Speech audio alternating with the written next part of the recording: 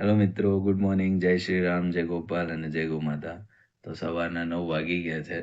આપણે ચા પાણી ને બધું બાકી છે.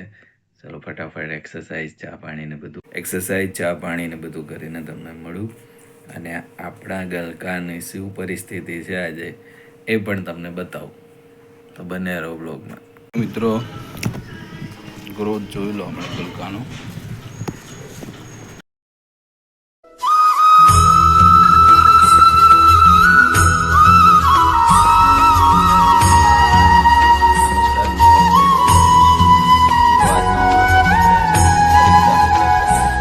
મિત્રો, માર્ચમાં 10મા 12માની એક્ઝામ આવવાની છે અને ઘણા વિદ્યાર્થીઓ છે ને ટેન્શનમાં અનિચ્છિત પગલાં લઈ લે છે.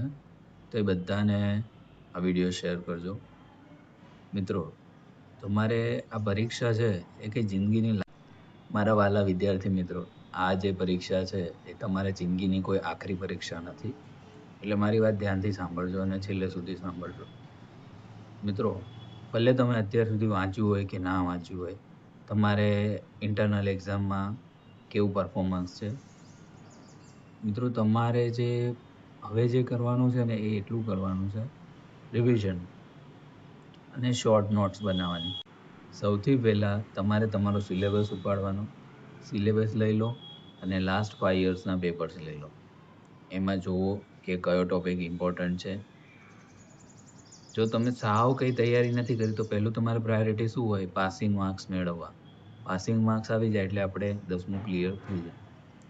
અને જો વધારે ટકાવારી તમારે જોતી હોય તો તમારે નેક્સ્ટ એડવાન્સ લેવલની તૈયારી કરવી પડે. તમે બધા જે તમારા સૌથી પહેલાં લાસ્ટ 5 યર્સના પેપરનું એનાલિસિસ કરો. એમાં પણ જે તમારા નબળા વિષય છે, કોઈને અંગ્રેજી હોય, કોઈને ગુજરાતી હોય, તો એના પેપર પહેલાં જુઓ અને એમાં કેવા કેવા દાખલા પૂછાયા છે અથવા શું પૂછાયું છે વ્યાકરણમાં, એની પ્રિપરેશન પહેલાં કરો. એ તમારો કમાન્ડ આવી જાય કે ભાઈ મારે પાસિંગ માર્ક્સ તો થઈ જ જશે. અને જે એડવાન્સના છે એને તો વિદ્યાર્થી મિત્રો, આપણે જે સિલેબસ છે એને થ્રુ આઉટ જોઈ લેવાનો છે, લાસ્ટ 5 યર્સના પેપર જોઈ લેવાના છે અને રિવાઇઝ કરવાનું છે. વધુમાં વધુ વાંચન કરવાનું છે. એકનો એક ટોપિક 3 વખત તમે વાંચો ને એટલે તમને યાદ રહી જાય. અને એમાં પણ લાસ્ટ 5 યર્સના પેપર્સમાં જે આઈએમપી ટોપિક હોય એને પહેલાં કરી લેવાના અને એની પ્રેક્ટિસ કરવાની. બીજું કે જો તમારું પેપર પૂરું ના થતું સમય મર્યાદા મોક ટેસ્ટ તરીકે તમે આપો 3 કલાક માટે, જે પણ સમય છે એના માટે બેસીને તમારે એને પ્રેક્ટિસ કરી લેવાની. એટલે તમારો ટાઈમિંગ તમને ખબર પડી જાય કે મારે પેપર તો પૂરું થઈ જાય છે. વિદ્યાર્થી મિત્રો, જેટલી તમે પ્રેક્ટિસ કરશો ને એટલું તમારામાં કોન્ફિડન્સ આવશે. હવે એવું નથી જોવાનું કે મારી પાસે 1.5 મહિનો છે, 2 મહિના છે. જેટલો પણ સમય છે એનો મેક્સિમમ મિત્રો, આ સમય જો તમે ચૂકી જશો ને, ઘણીવાર શું થાય કે 10મા 12મામાં આપણે અમુક વિષયમાં ફેલ થઈએ પછી શું થાય, તમારી રિધમ તૂટી જાય ભણવાની. એટલે તમારે એવું ટ્રાય કરવાનું છે કે આપણે ફેલ તો થવાનું જ નથી, મેક્સિમમ માર્ક્સ આવે એવું ટ્રાય કરવાનું છે.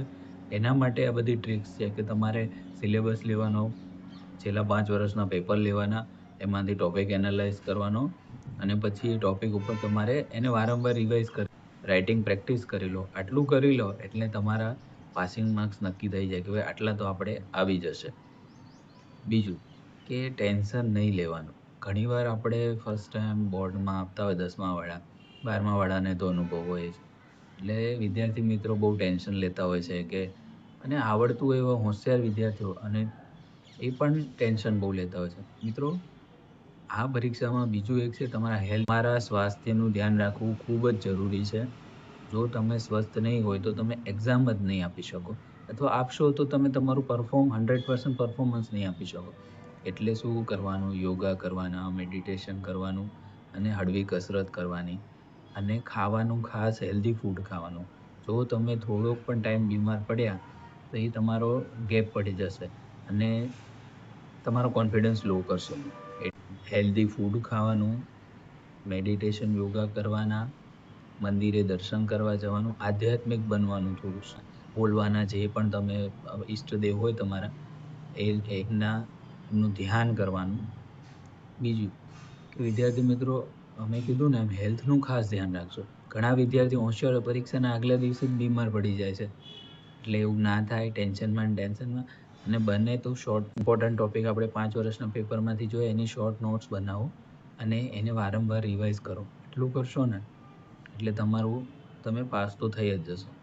હવે રહી વાત જે હોશિયાર વિદ્યાર્થીઓ છે અથવા જે વિદ્યાર્થીઓ એડવાન્સ લેવલની તૈયારી હોય છે એમની, કે એમને સારા ટકાવારી લાવવાની હોય છે, એ વિદ્યાર્થીઓએ બસ એમની તૈયારી તો સારી જ હોય છે, એમનો કોન્ફિડન્સ પણ સારો હોય છે, બટ ઘણીવાર શું છે એટલી બધી ચિંતા કરતા હોય કે સિલી મિસ્ટેક્સ કરી નાખતા હોય છે, નાની ભૂલો કરતા હોય છે.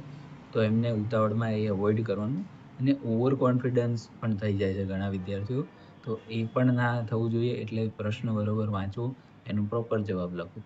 અને ઘણા હોશિયાર વિદ્યાર્થીઓ એટલા ચિંતાવાળા હોય છે કે તેઓ એક્ઝામના આગલા દિવસે બીમાર પડી જતા હોય છે, અથવા એક્ઝામ દરમિયાન એ લોકો જે આપણી એક્ઝામ હોય છે એમાં એટલું બધું ટેન્શન લઈ લેતા હોય છે, એ લોકો બીમાર પડી જતા હોય છે. એટલે ખાસ એક્ઝામના 15 એક દિવસ પહેલા અને એક્ઝામ જ્યાં સુધી આપણી પૂરી ના થાય ત્યાં સુધી આપણા સ્વાસ્થ્યનું ખૂબ ધ્યાન રાખવાનું.